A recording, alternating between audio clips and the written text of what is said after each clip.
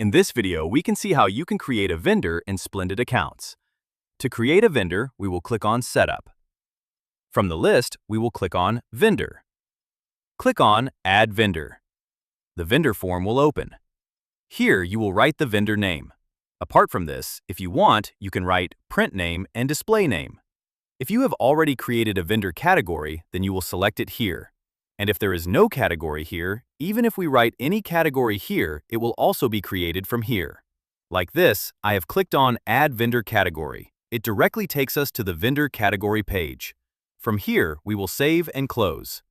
This vendor category has been created and linked with the vendor. Apart from this, if the vendor has any opening balance, you can write it here. In Update Previous Fiscal Year, select the last accounting date. You can set the credit limit days here if you want. In Address, you can write the vendor address if you want. You can select city, etc. After writing the vendor name and vendor code in the vendor form, you will click on Save and Close. Your vendor will be created. Thank you.